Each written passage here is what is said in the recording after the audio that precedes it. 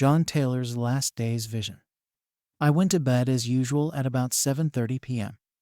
I had been reading a revelation in the French language.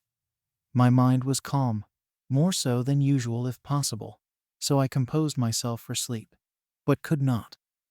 I felt a strange feeling come over me and apparently became partially unconscious. Still, I was not asleep, nor exactly awake, with dreary feeling.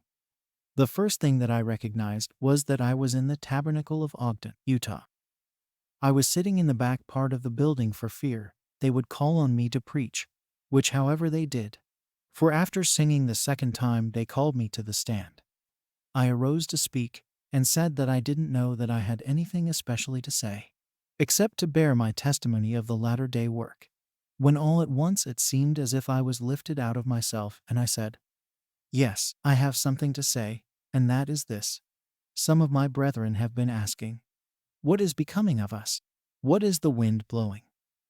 I will answer you right here what is coming very shortly. I was then in a dream, immediately in the city of Salt Lake, and wandering around in the streets and in all parts of the city. And on the doors of the houses I found badges of mourning, and I could not find a house, but was in mourning.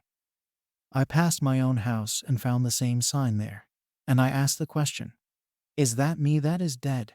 Someone gave me the answer, 'No, you will get through it all.' It seemed strange to me that I saw no person in the streets in all my wandering around the country. I seemed to be in their houses with the sick, but saw no funeral procession, nor anything of the kind, but the city looking still, and as though the people were praying. And it seemed that they had controlled the disease. But what the disease was I did not learn.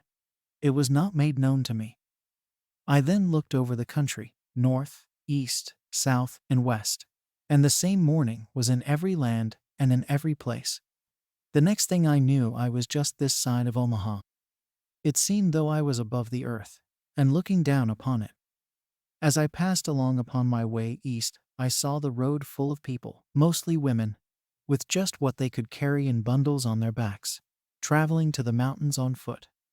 I wondered how they would get through with such a small pack on their backs. It was remarkable to us that there were so few men among them. It didn't seem to me as though the cars were running. The rails looked rusty and the roads abandoned. And I have no conception of how I traveled as I looked down upon the people.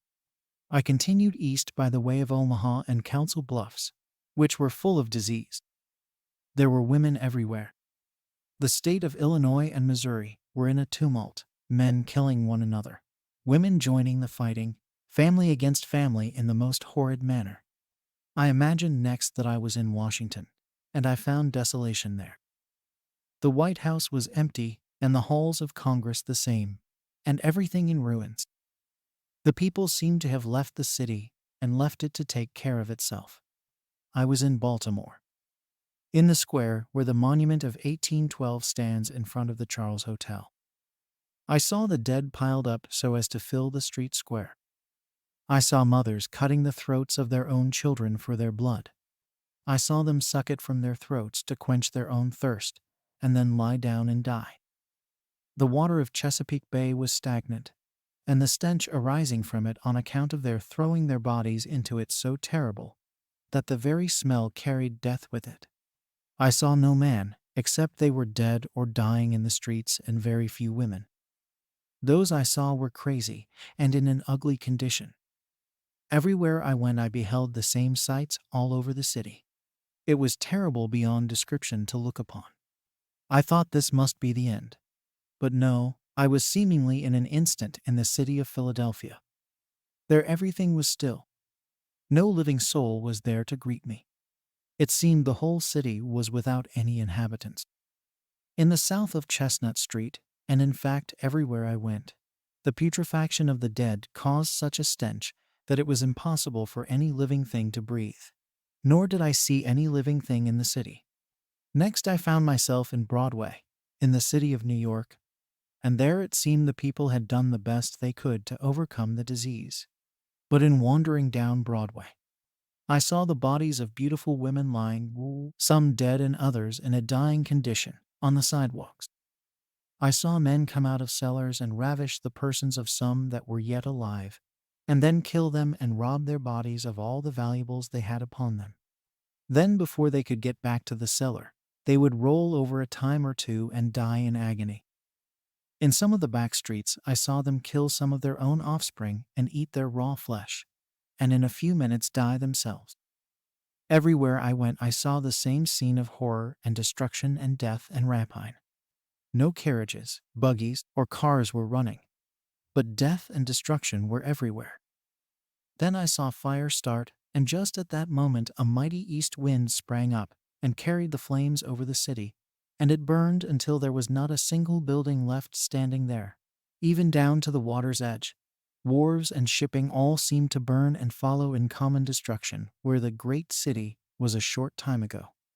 The stench from the bodies that were burning was so great that it was carried a long distance across the Hudson Bay and carried death and destruction wherever it penetrated. I cannot paint in words the horror that seemed to compass me about. It was beyond description of man. I supposed this was the end, but it was not. I was given to understand the same horror was being enacted all over the country, east, west, north, and south. Few were left alive. Still there were some. Immediately after, I seemed to be standing on the left bank of the Missouri River, opposite the city of Independence, but there was no city. I saw the whole state of Missouri and Illinois and all of Iowa, a complete desert with no living being there. A short distance from the river, however, I saw 12 men dressed in temple robes, standing in a square or nearly so, and I understood it represented the 12 gates of the New Jerusalem. Their hands were uplifted in consecration of the ground and laying the cornerstone of the temple. I saw myriads of angels hovering over them, and saw also an immense pillar of clouds over them, and heard the angels singing the most heavenly music. The words were, "Now is established the kingdom of God and his Christ, which shall never more be thrown down." I saw people coming from the river and from the desert places a long way off to help build the temple, and it seemed that hosts of angels all helped to get material to build with. And I saw some of them who wore temple clothes come and build the temple and the city. And all the time I saw the great pillar of clouds hovering over the place. Instantly, however, I found myself again in the tabernacle at Ogden. And yet, I could still see the building go on, and I got quite animated in calling on the people in the tabernacle to listen to the beautiful music, for the angels were singing the same music I had heard before. Now is established the kingdom of God and his Christ, which shall never more be thrown down. At this, I seemed to stagger back from the pulpit, and Brother Francis D. Richards and some others caught my arm and prevented me from falling. Then I finished so abruptly. Still, even then I had not fainted, but was simply exhausted. Then I rolled over in bed and awoke, just as the city clock was striking 12. A vision of President John Taylor, 1951. A prophetic incident occurred at my father's home at the time. A conference was being held there, at which President John Taylor and George A. Smith were present. Elder George A. Smith was asked to conduct the morning session of the conference, as President Taylor wished to rest, as he had held meetings with the different wards and states. President Taylor did not attend the morning session of the conference, but remained at our home to rest in order that he might attend the afternoon session. He, with all of the authorities, stayed at my father's home during this conference. President Taylor wished to go to his room and lie down and rest, and asked my mother to tell him if he should oversleep by the time the morning session was over. My mother was busy preparing dinner for the visitors and was surprised when President Taylor came walking into the kitchen. She asked him if he was not able to rest, as he hadn't been gone long, whereupon he related a vision that he had in his room.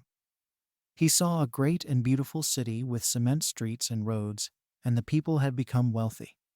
Great beautiful homes covered the city, and he said that the city was extended almost to the point of the mountain south of the now 1951 state prison. The people had become indifferent to the counsel and advice of the authorities of the church, and were more interested in the accumulating of wealth than they were in living their religion. And at this time there began to be war and bloodshed. He saw blood running down the gutters as though it were water. People were fighting among themselves until it became so serious that the entire church records were all taken. President Taylor said to her, "If you are alive at that time, be sure that you are not far behind the records, because after the church records leave and are secure, the very powers of hell will be turned loose, and there will be such destruction that but very little life will remain. Other adjoining cities will be destroyed, and in the east, civilization will become entirely extinct. All means of transportation, such as railroads and highways, will be destroyed. The only means of travel will be on foot, and all manufacturing of all kinds will be entirely destroyed. Be sure when you see these things come, see that you have buttons, needles, and things to work with in order to make yourself clothing, thread and cloth as far as possible, because all tools and every kind of machinery will be destroyed. It will become such a destructive war that the sufferings and driving of the people from Nauvoo will only be as a drop in the bucket as compared with the suffering that will take place at this time. Until one half of the people will not follow the leaders and one half of the others will die in turn because of the sufferings they will have to go through. But the Lord will bless those who stay with the authorities, and they shall not all be destroyed. They will travel south and will finally form a circle something like a horseshoe before they return to Jackson County, Missouri. Those who will be privileged to help build Jackson County will be those who are willing and glad to obey the counsel and advice of the authorities placed over them. And they will not only be willing to listen to their counsel and advice, but will ask that they might receive it in order to be guided and protected out of this great time of want and distress. The saints will be taxed so heavily that they will cry to the Lord day and night for deliverance. He said also that we would be few in numbers and would assist the Lamanites in building the New Jerusalem in Jackson County. The vision was so terrible that he asked the Lord to close it. But he saw that those who would keep the commandments and adhere to the authorities of the church would survive, and he would protect them as he did the children of Israel. After telling of this vision, he said to my mother, "Sister Lunt, see that you always listen and obey the counsel of the authorities and stay with them." The above experience my mother told me many, many times, and she held this experience sacred.